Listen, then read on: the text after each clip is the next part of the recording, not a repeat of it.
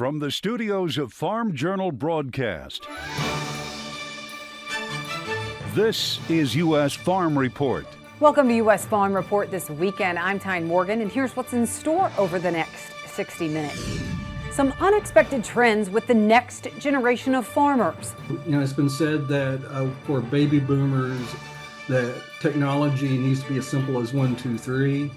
But for Gen Z, it needs to be as simple as 1. Meaning, if you don't get a second and third chance, if it doesn't work immediately out the gates.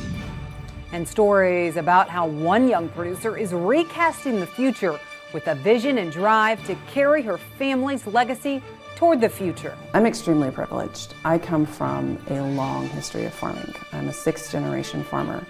I will inherit land that's been in our family for over 100 years. And remember all those farmer protests across Europe this past year? Well, farmer frustrations are now sparking change. The protests, I think, have been significant in making politicians and the general public aware of the importance of taking into account the farming perspective in setting all these regulations. And the message it sent during the big EU elections this past weekend were loud and clear.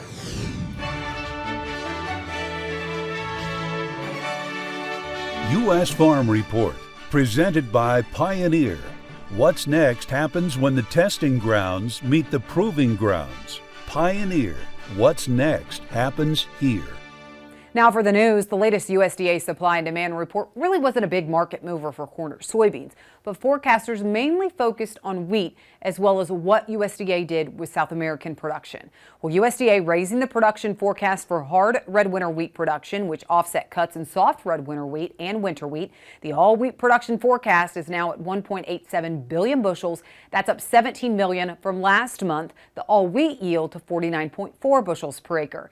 And checking ending stocks, corn unchanged from last month at 2 billion bushels for old crop, 2.1 billion still for new. Soybeans at 350 million bushels for old crop, up 10 million bushels. And new crop, that stayed the same. Now wheat unchanged for old crop at 688 million bushels and down 8 million bushels for new crop, but still higher than last year. We'll take a look at what changes USDA made for South American production coming up in our marketing roundtable.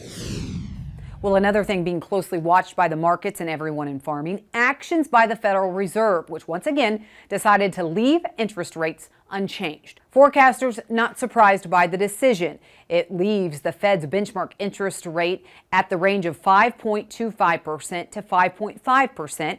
It's been at that amount for almost a year. However, a new consumer price index was also released, and it showed inflation did ease in May for a second straight month. If that trend holds, there's hope that it will encourage the Fed to cut the benchmark interest rate from its 23-year peak. Tommy Grisafi of Advanced Trading says interest rates are top of mind right now. Interest rates are on everyone's mind.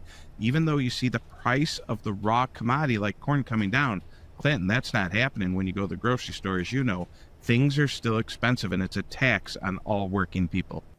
Consumer prices, excluding food and energy costs, rose 0.2% from April to May. That was the smallest such increase since October. But groceries, rent, and health care still are much higher than they were 3 years ago.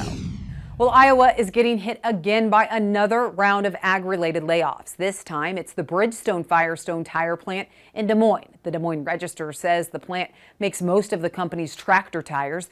Bridgestone America is confirming the layoffs to Farm Journal, saying it notified a local United Steelworkers leadership in Des Moines that it had made the difficult decision to reduce positions due to demand constraints in the ag tire sector.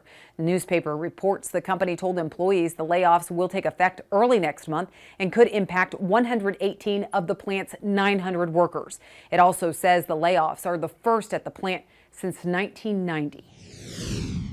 One county in California is looking to ban large poultry and livestock operations. It's known in Sonoma County as Measure J.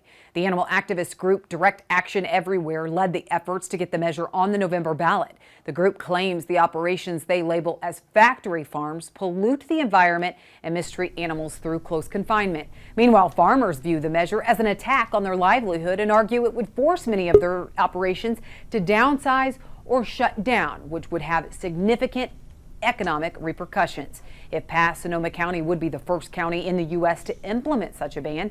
The Sonoma County Farm Bureau estimates the measure would impact at least 60 poultry and livestock operations. All right, that's it for the news. Well, some torrential rains hitting Florida this weekend, causing massive flooding. We'll have a check of your forecast coming up next.